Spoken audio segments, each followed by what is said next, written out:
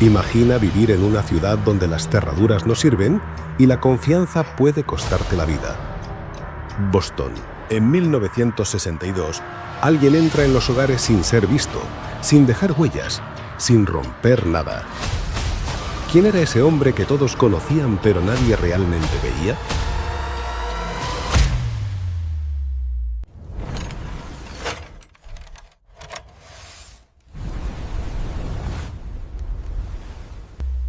Capítulo 1. La ciudad bajo asedio.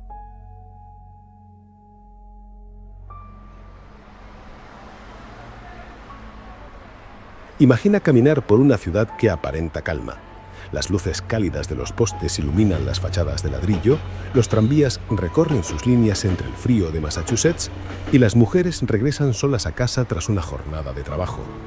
Pero bajo esa normalidad, algo empieza a moverse. Algo invisible que observa desde los callejones, que conoce las rutinas, los horarios, los nombres. Esa fue la atmósfera del Boston de comienzos de los años 60. Una ciudad atrapada entre el progreso y el miedo. En 1962, Boston era una urbe en transformación. Los edificios coloniales convivían con bloques de apartamentos modernos, muchos ocupados por mujeres solteras, viudas o profesionales que trabajaban por primera vez fuera del hogar. La posguerra había dejado nuevas libertades, pero también nuevas soledades. Las cerraduras eran simples, los porteros confiaban en las apariencias y el vecindario se mantenía unido por la costumbre, no por la vigilancia.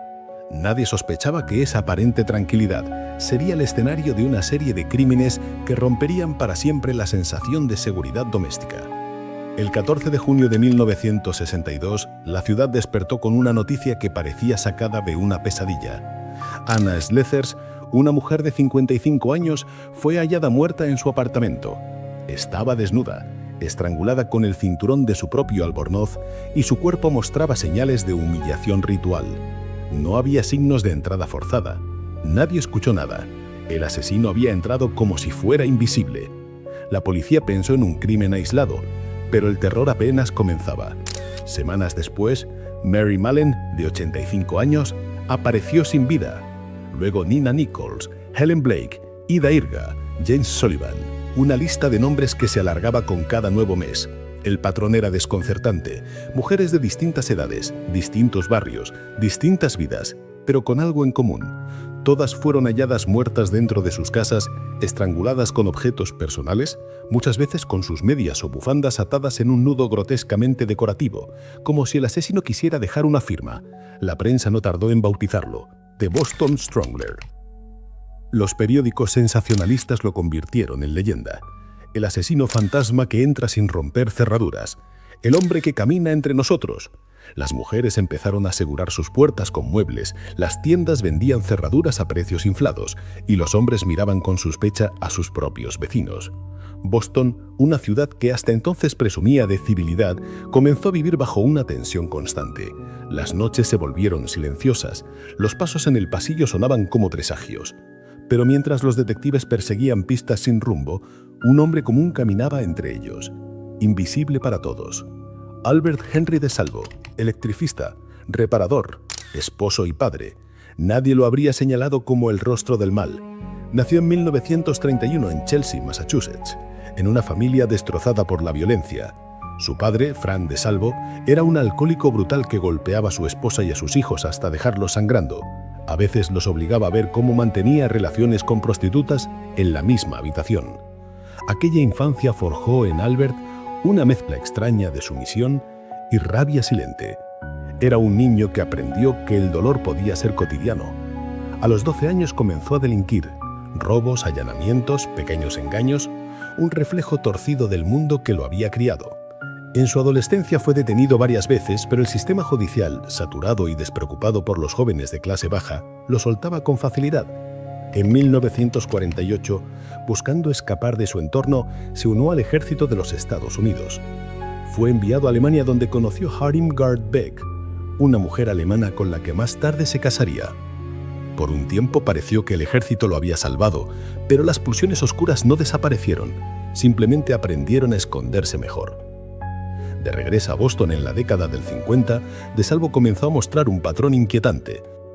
Se disfrazaba de trabajador de mantenimiento, vendedor o técnico y tocaba puertas de mujeres solas para tomar medidas o revisar fugas.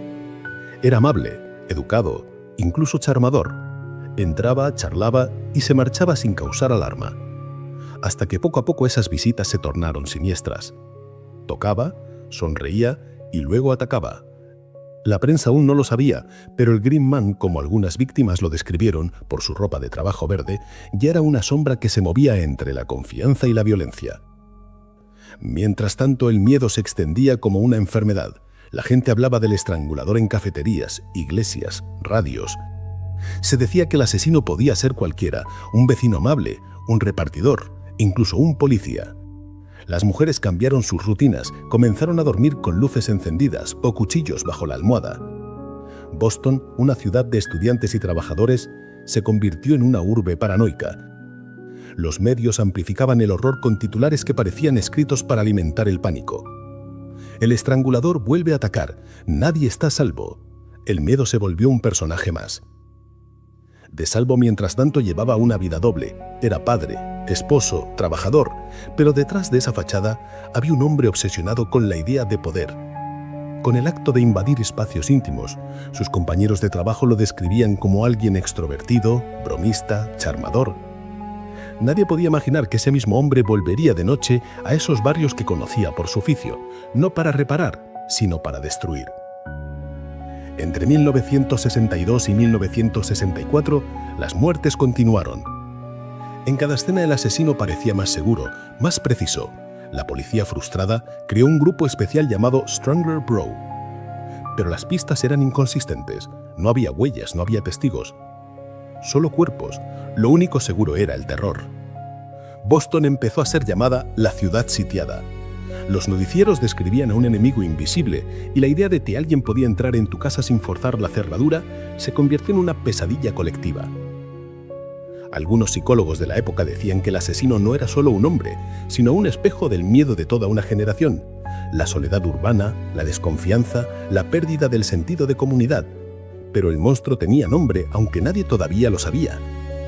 Detrás de esa sonrisa tranquila, DeSalvo observaba cómo su ciudad se hundía en el pánico.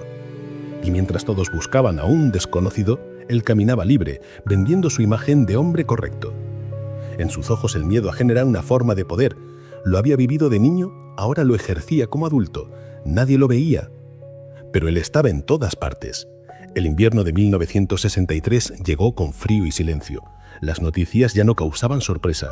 Otra mujer muerta, otro apartamento cerrado desde dentro, otro nudo decorativo en el cuello. Boston parecía resignada. El asesino se había convertido en un mito urbano, en un fantasma imposible de atrapar. Pero lo que nadie imaginaba era que el rostro de ese fantasma estaba entre ellos, riendo, bebiendo café, saludando en la calle. El hombre que reparaba sus enchufes era el mismo que conocía sus secretos. El estrangulador no estaba fuera, vivía dentro del miedo de todos. Capítulo 2. La confesión imposible. Las voces en la mente de Albert DeSalvo. A finales de 1964, el miedo seguía respirándose en cada calle de Boston. La ciudad vivía un paréntesis de terror. 11 mujeres habían muerto, el asesino seguía libre y la policía acumulaba teorías sin una sola certeza. Pero cuando todos esperaban el siguiente crimen, los asesinatos se detuvieron abruptamente. Nadie entendía por qué. ¿Había muerto el estrangulador? ¿Había huido? ¿O simplemente había cambiado de rostro? En ese mismo periodo, un hombre fue detenido por una serie de agresiones sexuales. No era un desconocido para la policía. Albert DeSalvo, el técnico amable que recorría los barrios en su uniforme verde. Las víctimas lo describían con detalle. Un tipo cortés, bien hablado, que prometía trabajos de mantenimiento, entraba sin dificultad y luego en segundos se transformaba. No lo mataba, pero los dejaba marcados con el mismo patrón de control y humillación. A ese agresor se le conocía como The Green Man. Nadie imaginaba que aquel arresto casual terminaría reescribiendo uno de los casos más aterradores de la historia moderna. Durante los interrogatorios, DeSalvo mostró una frialdad desconcertante. No negaba sus crímenes, pero hablaba de ellos con una mezcla de arrepentimiento y orgullo. Los psiquiatras lo describieron como un camaleón emocional, capaz de pasar del llanto a la sonrisa en cuestión de segundos. A simple vista, no encajaba con el perfil del asesino meticuloso que había aterrorizado Boston. Pero algo en su manera de hablar llamó la atención del personal de la prisión de Bridgewater State Hospital, donde fue recluido para una evaluación psiquiátrica. Allí, entre internos con trastornos graves, Albert empezó a hablar más de la cuenta. Su compañero de celda, George Nassar, un asesino inteligente y manipulador, fue quien escuchó las primeras confesiones. Según Nassar, DeSalvo le relató con lujo de detalles los asesinatos del Boston Strangler, cómo elegía a las víctimas, cómo ganaba su confianza, cómo usaba la ropa de las mujeres para matarlas. Nassar lo convenció de contar su historia a la policía y de paso ganar fama y dinero a cambio. Albert, sediento de reconocimiento, aceptó. Así comenzó una de las confesiones más polémicas del siglo XX. Cuando los detectives lo interrogaron, Albert relató con precisión ciertos detalles que no eran públicos. Posiciones de los cuerpos, objetos utilizados, diálogos que parecían auténticos.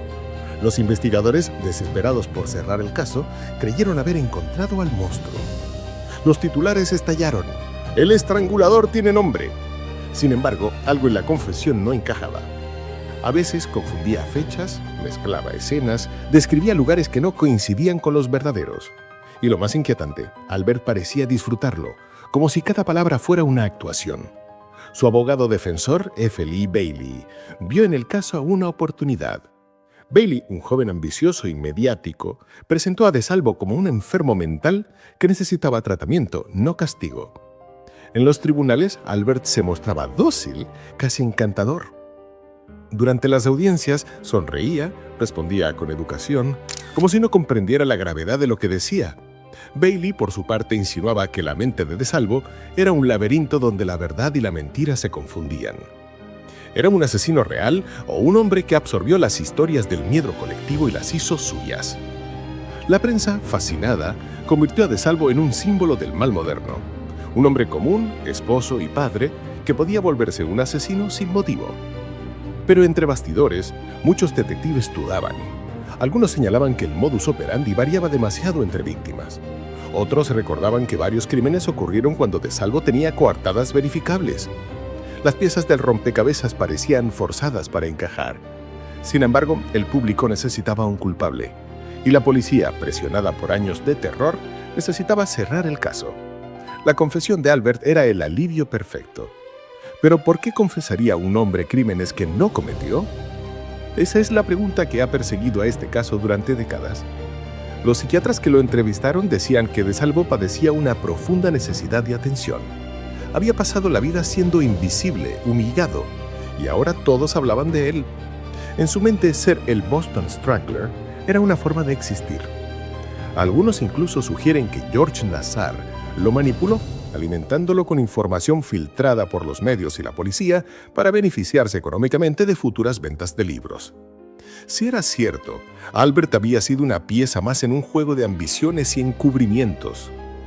En una de sus declaraciones más inquietantes, DeSalvo dijo: «Cuando me miran, buscan al demonio, pero yo solo les muestro lo que quieren ver». Esa frase resume la paradoja que rodeó su figura. Era el espejo de una sociedad que prefería una historia cerrada, aunque la verdad quedase en sombras. Los investigadores nunca encontraron una sola prueba física que lo conectara directamente con la mayoría de los crímenes. Ni huellas, ni ADN, ni testigos. Solo palabras. Palabras que con el tiempo se convertirían en su sentencia.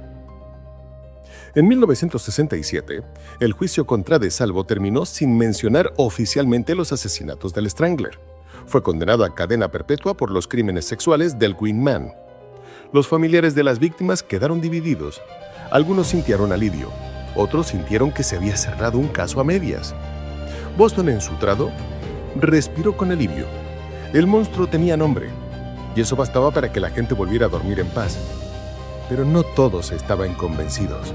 Algunos detectives veteranos afirmaban que los patrones eran imposibles de atribuir a un solo hombre. Había demasiadas diferencias: edades, lugares, tipos de nudos, métodos de estrangulación. Parecía más bien una colección de asesinos distintos que una obra individual. Aún así, la policía prefirió sostener la versión oficial. Admitir un error habría significado reabrir un infierno. Dentro de la prisión, Albert de Salvo seguía hablando, escribiendo cartas, dibujando mapas mentales, intentando entender su propia mente. Algunos guardias decían que lo escuchaban murmurar por las noches, como si hablara con alguien invisible. Otros aseguraban que empezaba a temer por su vida, convencido de que lo querían silenciar. Si su confesión había sido una farsa, alguien no quería que eso saliera a la luz. El caso del Boston Strangler parecía cerrado, pero algo seguía respirando bajo la superficie. Demasiadas preguntas sin respuesta, demasiadas coincidencias forzadas, demasiados intereses detrás de una historia que por fin daba tranquilidad a una ciudad entera. Pero la verdad, como el asesino que un día caminó entre sus calles, seguía escondida, esperando el momento perfecto para volver a aparecer. Capítulo 3. Sombras en la celda.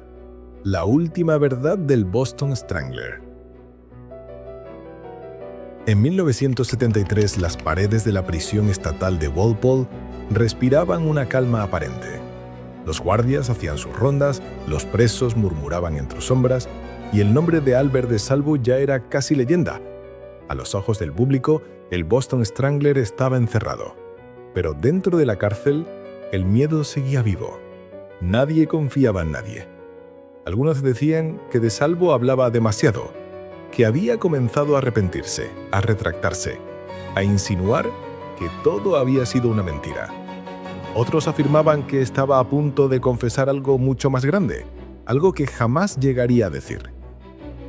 Días antes de su muerte, de Salvo escribió una carta dirigida a su abogado y a su familia. En ella aseguraba que poseía información nueva, algo que cambiaría todo lo que el público creía saber sobre el caso. Prometía revelarla pronto, pero nunca tuvo oportunidad. La noche del 25 de noviembre de 1973, alguien entró en su celda y lo apuñaló 18 veces. Nadie escuchó nada.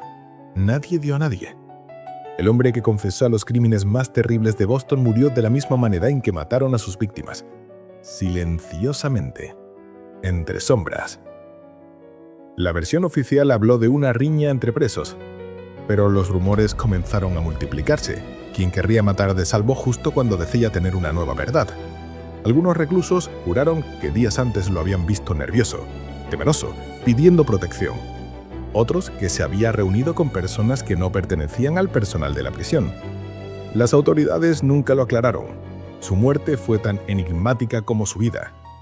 Con el tiempo, el caso cayó en el olvido. Boston había pasado página. Hasta que 50 años después, una prueba de ADN volvió a agitar los fantasmas. En 2013, los investigadores exhumaron el cuerpo de Salvo y compararon su material genético con el ADN encontrado en la escena del crimen de Mary Sullivan, una de las últimas y más jóvenes víctimas del estrangulador. El resultado fue impactante. Coincidencia positiva. Por primera vez, la ciencia vinculaba directamente a de Salvo con una de las muertes. Para muchos, el caso estaba cerrado al fin. Pero otros no lo vieron tan claro, porque, aunque el ADN lo conectaba con Mary Sullivan, solo con ella, las demás víctimas seguían sin pruebas que lo incriminen. 11 asesinatos, una sola coincidencia. ¿Era posible que de Salvo hubiera matado a una de ellas y cargara con la culpa de todas las demás? ¿O que alguien hubiera manipulado esa evidencia para sostener la narrativa oficial? Los expertos en criminología que revisaron el caso señalaron algo inquietante. La manera de estrangular, los nudos, las posiciones de los cuerpos, las edades, eran demasiado dispares para pertenecer a un solo asesino. Aún así, el ADN dio a las autoridades el cierre que necesitaban. El Boston Strangler volvía a tener rostro y la ciudad podía seguir adelante, pero las grietas en la historia siguieron abiertas. En entrevistas posteriores, algunos policías retirados reconocieron que la presión mediática había sido brutal. Boston estaba aterrorizada. Los periódicos exigían respuestas y el gobierno necesitaba calma. De Salvo apareció en el momento justo. Un delincuente común, con pasado turbio, fácilmente moldeable. Era la pieza perfecta para el rompecabezas. Si uno observa con cuidado, hay un patrón que se repite en muchos casos emblemáticos. Cuando la verdad amenaza con desbordar, alguien se adelanta a controlarla. La confesión de Salvo pudo haber sido eso, una versión construida para proteger algo más profundo. Boston ha cambiado. Las cerraduras son más fuertes, las calles más seguras. Pero cada vez que una puerta se cierra y un pasillo se llena de silencio, la historia de Albert DeSalvo vuelve a resonar, no como una leyenda urbana, sino como una advertencia. A veces los monstruos no nacen en la oscuridad, los construimos nosotros. Y así, entre verdades parciales y silencios que aún duelen, se cierra uno de los capítulos más inquietantes del crimen moderno. Si llegaste hasta aquí, no olvides suscribirte para seguir desenterrando historias que el tiempo quiso enterrar, porque la verdad, como el estrangulador de Boston, siempre encuentra la forma de volver.